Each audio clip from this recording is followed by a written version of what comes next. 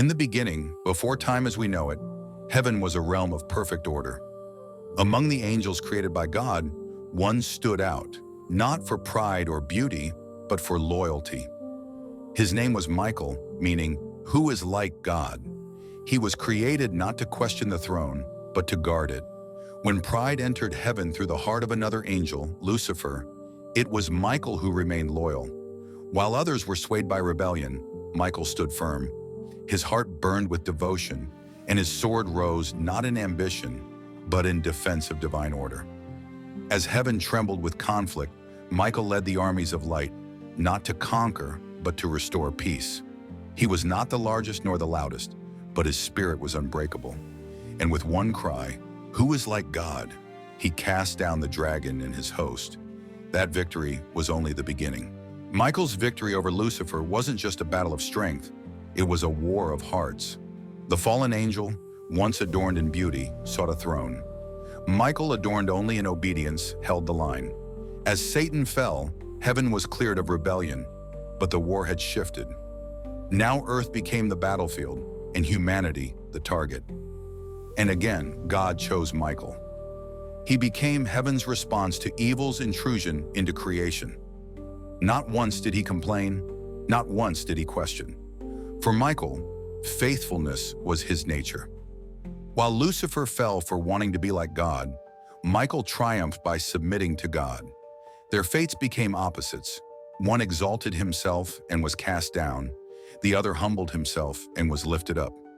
Michael's loyalty wasn't loud, it was lived. In every corner of the cosmos, it echoed, "Who is like God?" Though peace returned to heaven, the earth became a place of chaos and conflict. And Michael was sent, not as a destroyer, but as a protector. In the days of Abraham, Moses, and Daniel, he stood in the background, fighting battles unseen. When Daniel prayed, Michael battled the dark princes over Persia.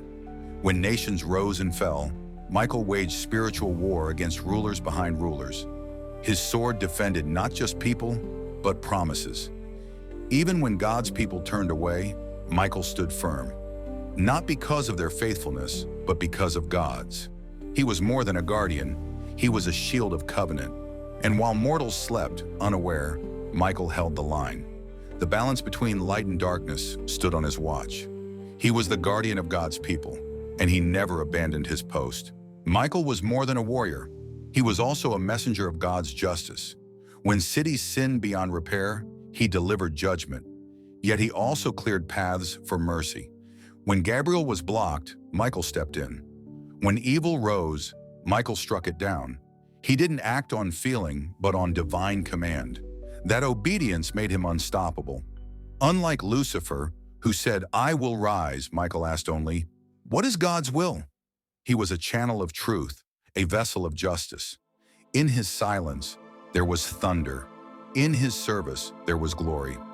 Michael did not crave worship, yet heaven honored him. His faithfulness became heaven's greatest weapon. And through him, God reminded creation, obedience is strength, and loyalty is divine power. Revelation 12 paints a picture of the final war in heaven. The dragon returns, Satan, seeking to devour the faithful. But Michael rises again. The heavens become a battlefield once more, and Michael leads the charge. This time, the war is for all of creation. But just like before, Michael does not hesitate. With a cry of defiance against evil, he casts down the dragon. The victory isn't just celestial, it is eternal. And as believers on earth suffer and endure, Michael fights for them. He is the unseen champion of the faithful, heaven's defender of the church. While stars fall and nations collapse, Michael stands unmoved. In the end, he remains a symbol that light will overcome darkness and loyalty will outlast rebellion. Michael's mission continues beyond life. For those who die in faith, he is a guide through the shadow of death. He comes not with fear, but with light. The ancient texts say he carries souls to paradise, shielding them from final deception. As the last breath fades, Michael defends against the enemy's final accusation. He does not abandon the weak, but walks with them. In this role, Michael becomes deeply personal. He is heaven's escort for the faithful, quiet, strong, and ever near. And in this sacred task, his loyalty is most radiant, not for glory, but for love. Just as he fought for heaven, he now stands for every soul who trusted in God's name. Of all the angels, none is more loved by God than Michael. Not because he was the strongest, but because he never strayed. He never sought his own will. His strength came from surrender. In a universe where even angels could fall, Michael remained. God's love for him is not simply reward. It is recognition of a heart that never wavered. Like a general who never betrayed his king, Michael's obedience earned him divine honor. When God speaks of faithfulness, he sees Michael. When he needs action, he calls him. That kind of trust is sacred, and it is given to Michael, not for what he claimed, but for what he surrendered. In Michael, God's love finds a mirror. To countless believers, Michael is more than a name. He's a hope. In danger, they pray to him. In darkness, they remember him. From war zones to hospital rooms, his image brings peace. Though unseen, many say they feel him near in their moments of greatest need. His sword is a symbol, but his presence is a promise that heaven has not forgotten them. He is the angel of those who feel surrounded, the strength for those too tired to fight. Michael's legacy isn't locked in the past. It lives in every faithful heart. For where loyalty is honored, his spirit moves. And in that quiet strength, God still works. As time draws toward its end, Michael's mission nears its climax. The final judgment approaches. Trumpets will sound, books will be opened, and justice will roll like thunder. And when that day comes, Michael will rise once more. He will lead heaven's host in the last stand against evil.